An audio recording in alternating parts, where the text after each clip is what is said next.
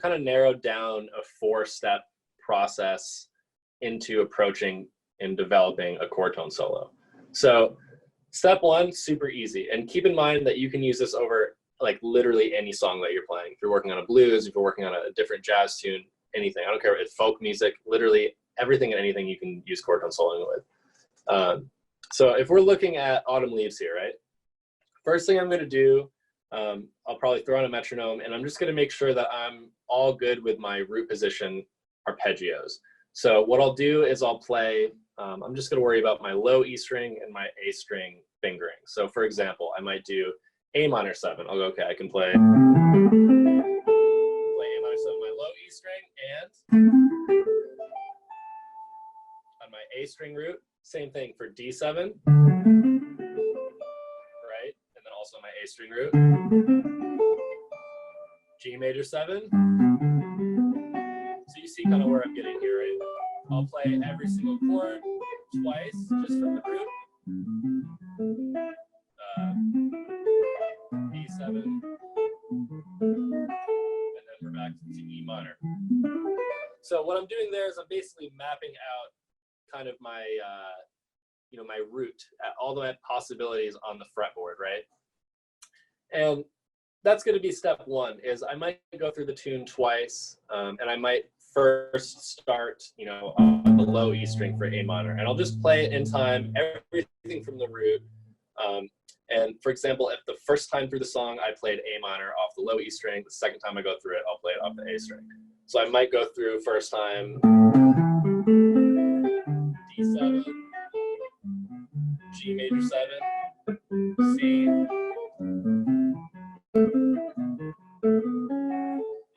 and then to E, right? So second time I go through, I'll do it on the everywhere I didn't play it last time.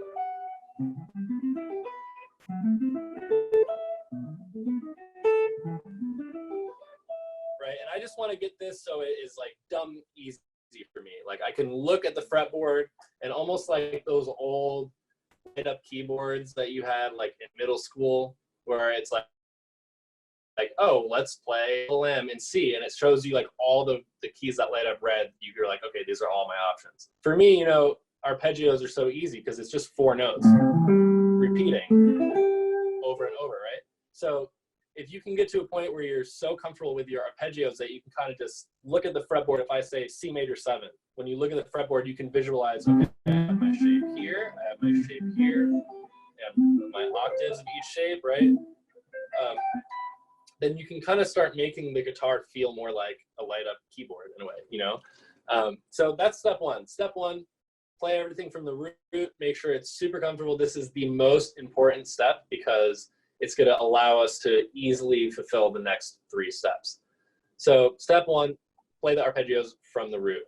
Super easy, right? Now, step 2 is where we can start kind of expanding and making it sound a little more musical, because even if I'm just playing from the root, it's not going to sound like a solo, right? I can't go.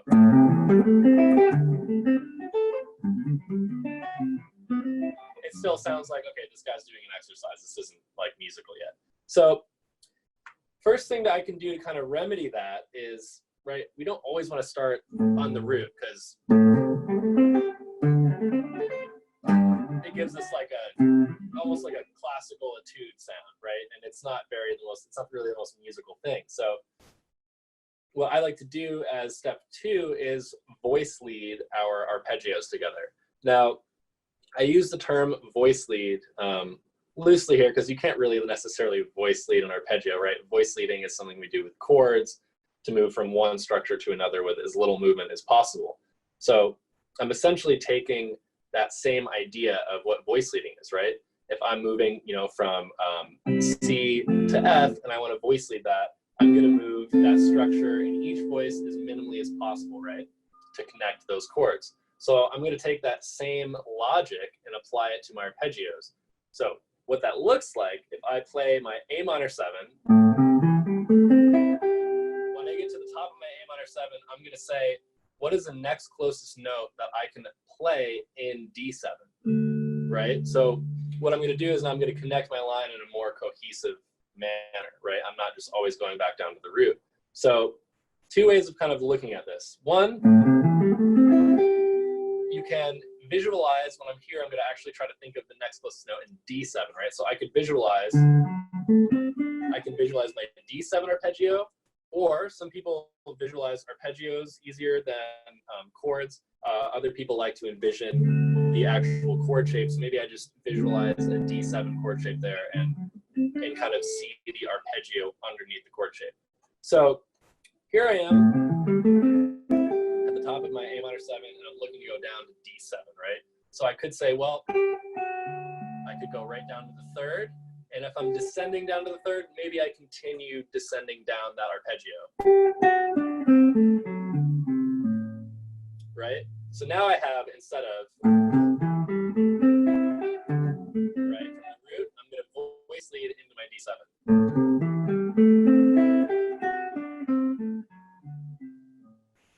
We're kind of used to always playing our arpeggios from the root, starting on the root and ending on the root, right?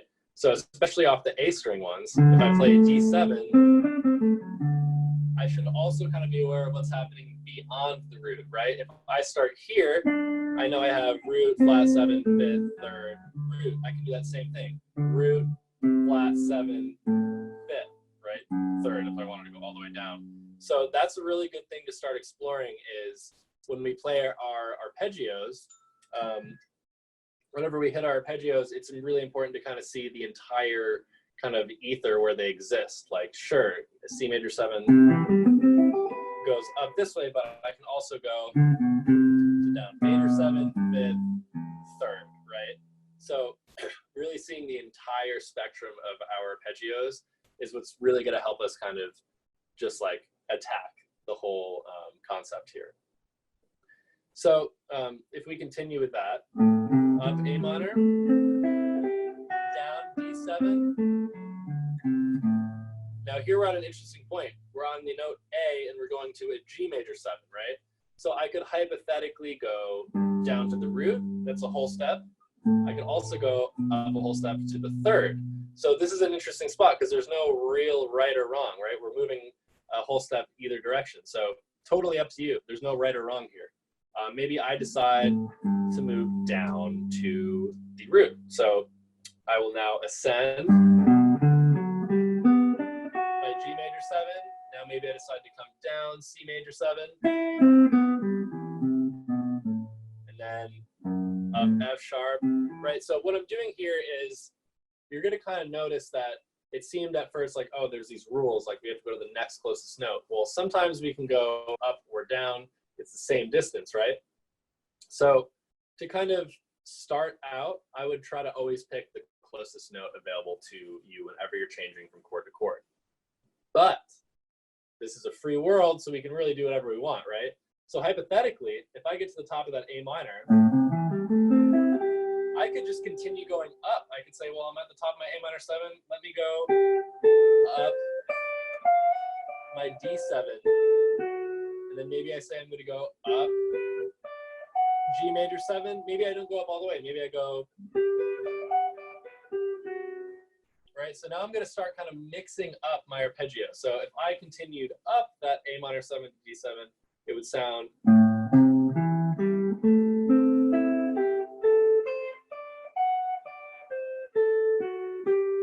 Maybe go down G, up C.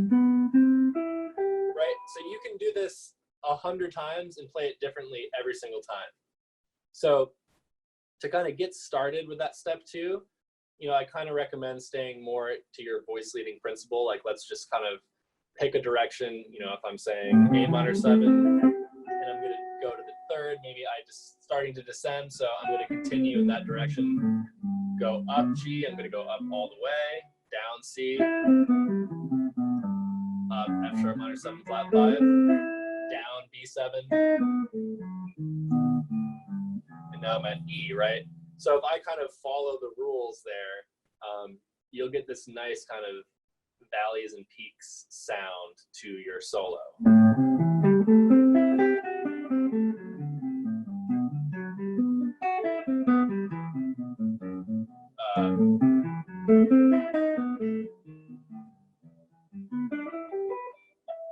right? So now it's starting to sound a little less kind of everything's from the root, and it's I'm clearly playing all arpeggios, right? It now kind of has this nice, almost like Beethoven-y kind of like cool sound to it. But here we are again.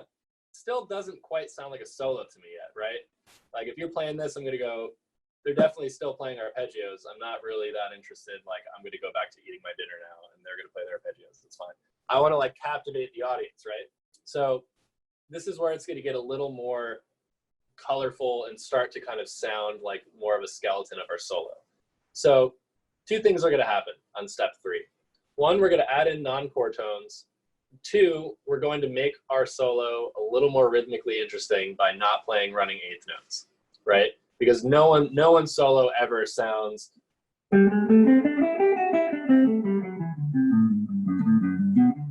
right. It just gets like robotic and like it doesn't sound like musical even. So leave some space, like just say what you want to say. Like this is where soloing becomes like really personal, right? It's like if you're singing something, you're not going to sing and tell a story like there was a guy named Rob and he went to the donut shop and got a dozen donuts. You know what I mean? You're going to be like, wow, this guy Rob has big rosy cheeks and hair down to his knees and he ran to the donut shop and they didn't have his favorite donut. You know what I mean? It's going to be like, I want you to like tell me a story. So same way we use speech to tell a story, you know, like we get louder, we get softer, we leave spaces. Do that with our soloing. So maybe I just take, same thing, I'll just take the first few bars, right?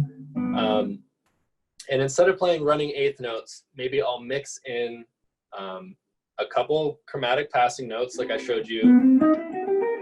We can put them wherever we want a little more flavor, we can add in some chromatic passing notes.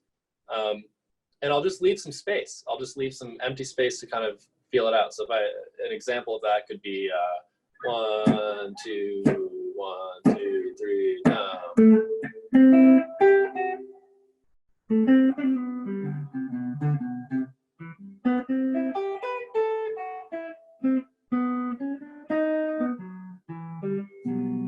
Now I'll use more passing tones this time.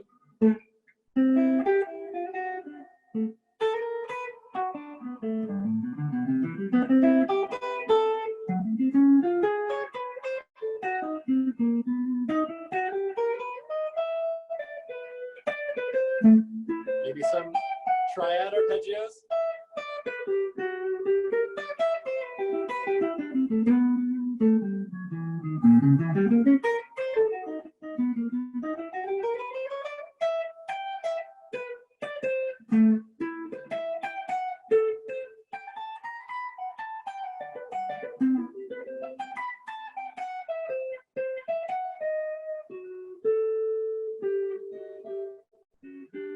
Right? So I kind of went from like the most very basic essential solo sound to kind of taking it a little more out. I actually threw in some triad arpeggios there, which I know you've all already done from the GMI course. So, you know, the 7th chords are going to give you a lot more freedom, but sometimes it's fun to like limit ourselves a little bit and you get like, you know, to me, triads are just like the essential information. It's like, here's the structure. It's a major chord, it's a minor chord, the augmented or diminished, no 7th to worry about. So you can do the exact same exercises that I just showed you with the 7th chords with the triads. If you just want to use your triads instead, absolutely.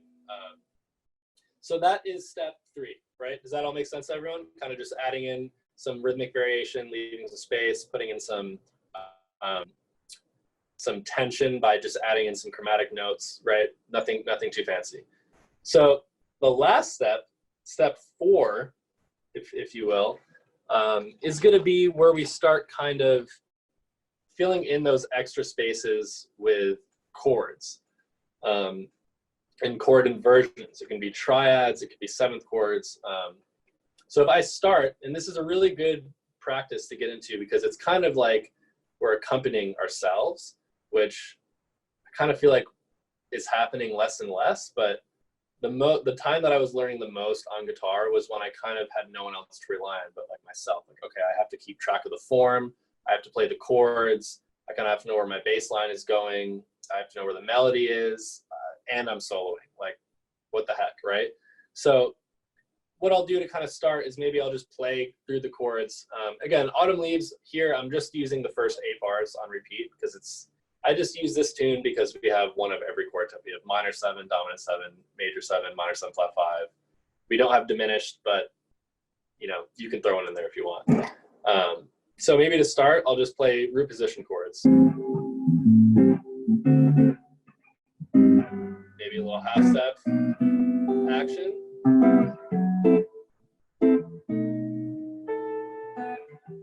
Now I'll put in my solo and I'll add chords in between.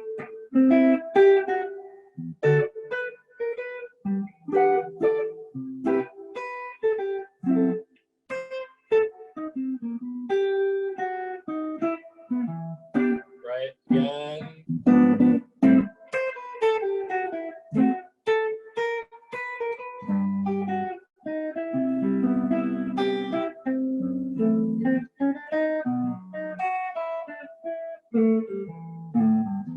Right, so that's mainly just using like root position kind of chord grips, right?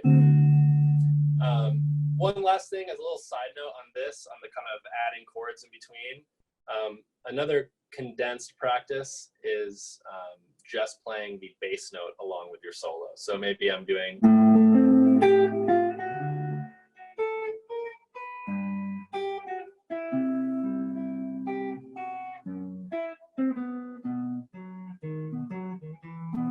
Right, so kind of guiding ourselves with the bass line. That gives us less harmonic information to worry about, but sometimes it's easier for our ears to kind of just hear, okay, like I really want to focus on playing the changes, so I'm just going to balance this out by playing the bass line, or maybe I'm going to more rely on the chords to kind of give me the, you know, the cycles of all the different chord changes, and my solo will be maybe more pentatonic based, or, you know, less playing the literal changes. So feel free to mix those in. The last step, step 4, if you will, is going to be where we start kind of filling in those extra spaces with chords and chord inversions. It can be triads, it could be 7th chords. So if I start, and this is a really good practice to get into because it's kind of like we're accompanying ourselves, which I kind of feel like is happening less and less, but the time that I was learning the most on guitar was when I kind of had no one else to rely on but like myself. Like, okay, I have to keep track of the form, I have to play the chords, I kind of have to know where my bass line is going, I have to know where the melody is, and I'm soloing. Like, what the heck, right? So what I'll do to kind of start is maybe I'll just play through the chords. Again, Autumn Leaves here, I'm just using the first 8 bars on repeat because I just use this tune because we have one of every chord type. We have minor 7, dominant 7, major 7, minor 7 flat 5. We don't have diminished, but you know, you can throw one in there if you want. So maybe to start, I'll just play root position chords. Maybe a little half step action.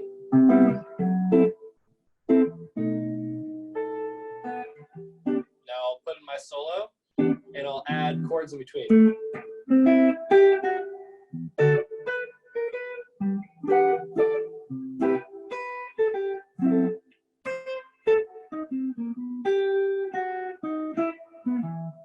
Right, again.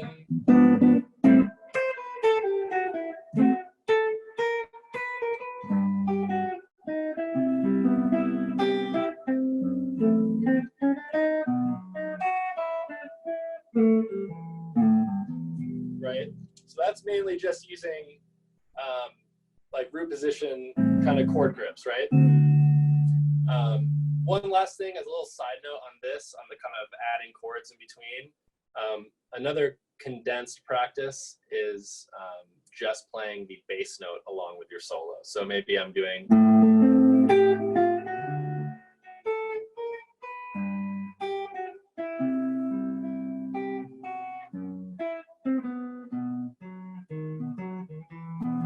Right, so kind of guiding ourselves with the bass line.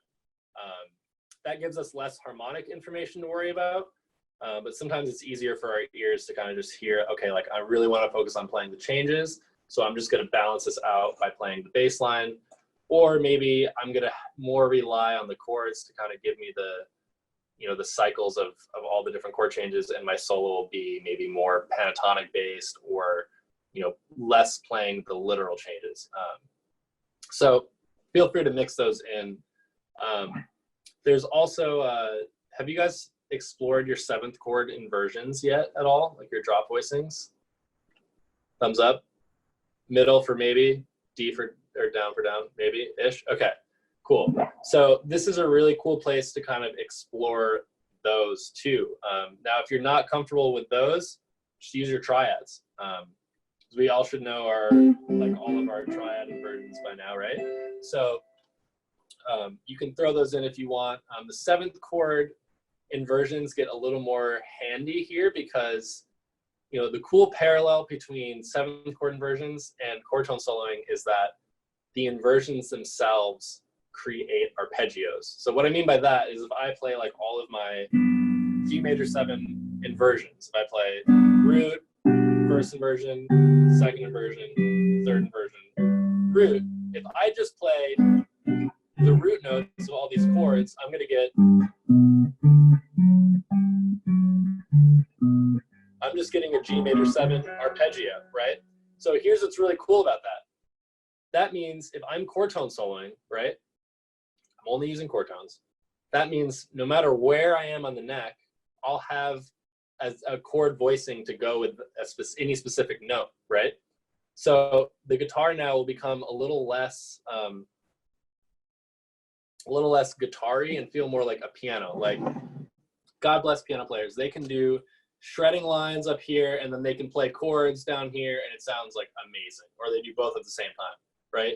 And to them, there's no difference, really. It's like, here's this chord voicing, and it's the same every single octave up the whole piano. So if they're chord tone soloing, they have that grip here, they can just imagine that grip and go crazy with it, right? Now, I want the guitar to feel like that. That's like kind of my dream, right? So to me, it's like, wow, if I have, you know, C major 7 chord, and I know my arpeggio, then why can't I play a different, why can't I play like a different voicing for every,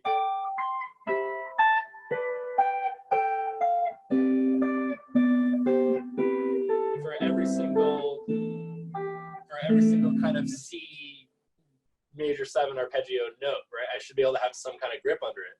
So this is a really cool thing that kind of ties in our chord knowledge with our arpeggio knowledge, because to me, it shouldn't be separate. They should really be the same thing, because they are. It's basically like the sandwich or the ingredients of the sandwich. Like the chord is like your ham and cheese sandwich, and the arpeggio is like a platter with like your bread, your ham, and your cheese. It's like, it's the same stuff either way. One's just separate, one's together. So, you know, really combining those two, excellent, excellent practice. And something that I'll do too with the 7 chord inversions is they'll actually give you some more interesting ways to play and approach your arpeggios, because you're probably sitting there like, well, great. Like you showed me, you know, I can play 2 arpeggio shapes, one on the low E string and one on the A string, right? And what's that going to do for me? Well, if you know all of your drop voicings, then what I'll actually do is I'll actually use these voicings as like little new arpeggio shapes to myself. So I might take this one, for example, and say C major 7 with the 5th in the bass. And I could say, here's my new shape. And I can kind of manipulate around that shape.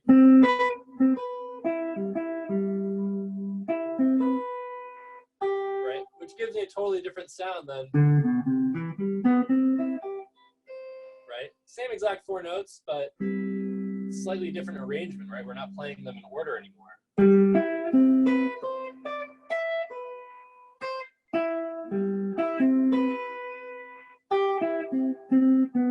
So it's going to give us all these kind of new textures. Same exact chords, new textures, right? I could also do C major 7 with the 3rd in the bass, which gives us that nice clash, the minor 2nd in the middle, with the major 7th in the root. So maybe I've used that shape to build a solo off of.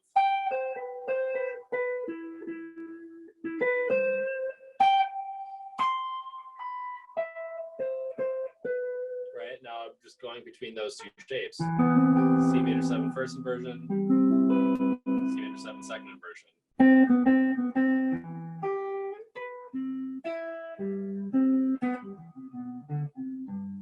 Right, so now it's kind of opening up the kind of ether to get really creative with these sounds.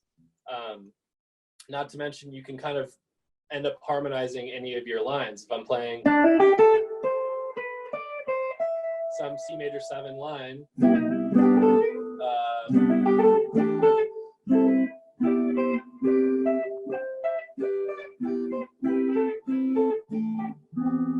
I can just go down all of my 7-chord inversions. And it's cool because you can start mixing this in with your solos, and it gives you that kind of pianistic approach almost, right? I could have 1, 2, 3.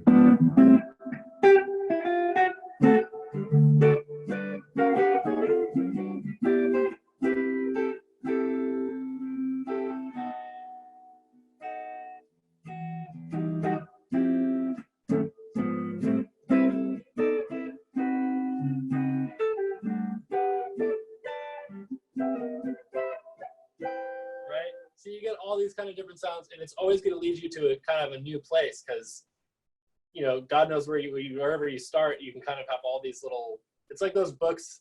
I don't know if anyone's ever read those books where it's like choose your adventure. It's like turn to page 20 if you want to go to the river, or turn to page 60 if you want to go back to the mall, and then like they both have different endings. You know, it's kind of like that, like literally at every chord change. Does that make sense? If anyone has any questions and wants to unmute and ask, now is the time.